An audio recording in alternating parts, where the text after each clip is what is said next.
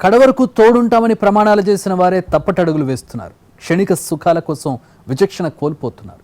అనైతిక సంబంధాల కోసం మనుషులమన్న సంగతే మర్చిపోతున్నారు. అనురాగం, ఆప్యాయతలు మరిచి దారుణాలకు తెగబడుతున్నారు. దంపతులు ఎవరో ఒకరు చేస్తున్న తప్పులు పచ్చటి సంసారంలో చిచ్చురేపుతున్నాయి. వివాహేతర సంబంధాలు పచ్చటి సంసారాల్లో చిచ్చురేపుతున్నాయి. మాయమైపోతున్న మానవ సంబంధాలు, అంతరించిపోతున్న విలువలు అనుకున్నది చేజిక్కించుకోవడం కోసం కొందరు ఎంతకైనా తెగిస్తున్నారు, ఏమైనా చేస్తున్నారు. ఆవేశంలో ప్రాణాలు తీయడానికి వెనుకాడడం లేదు.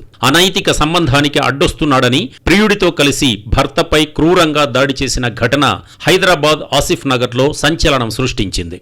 షైస్తాను అనే మహిళకు ఒసామా అనే వ్యక్తితో ఏడాది క్రితం పెళ్లైంది. 6 నెలల పాటు వీరి కాపురం సాఫీగానే సాగింది. అదే సమయంలో షైస్తానుకు అమీర్ అనే మరో యువకుడితో పరిచయం ఏర్పడింది.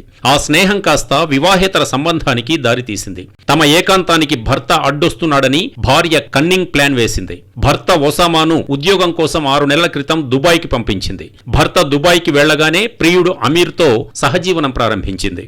అడ్డు చెప్పేవారు ఎవరూ లేకపోవడంతో షైస్తాను, అమీర్ చెట్టాపట్టాలేసుకుని తిరిగారు. ఇద్దరూ ప్రేమ మైకంలో మునిగిపోయారు. దుబాయ్ నుంచి ఒసామా ఇటీవల హైదరాబాద్కు తిరిగి వచ్చాడు. దాంతో అమీర్, షైస్తాను నేర్పుతున్న వివాహేతర సంబంధం గుట్టు బయటపడింది. ఈ విషయమై భార్యను ఒసామా నిలదీయడంతో ఇద్దరి మధ్య గొడవలు మొదలయ్యాయి. భర్త మందలింపును భార్య తట్టుకోలేకపోయింది. ఎలాగైనా అతడి అడ్డు తొలగించుకోవాలనుకుంది షైస్తాన్. తన ప్రియుడి సహాయంతో సుపారీ గ్యాంగ్తో ఒప్పందం కుదుర్చుకుంది. ఒసామాపై అమీర్ గ్యాంగ్ దాడి చేయడంతో అతడు తీవ్రంగా గాయపడ్డాడు. స్థానికులు బాధితుడిని ఆస్పత్రికి తరలించారు.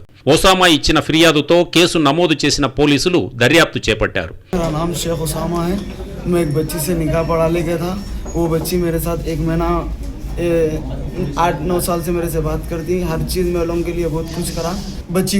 ईद के दिन देखा था। किसके साथ देखे? आमिर के संग देखा था। उन्हें मैं मारा साहब देख के, मेरे निके में है ना, इस वजह से मारा।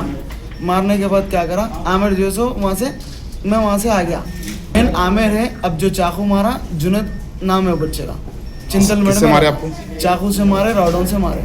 భార్యతో పాటు ప్రియుడి గ్యాంగ్ కోసం గాలింపు చర్యలు ముమ్మరం చేశారు.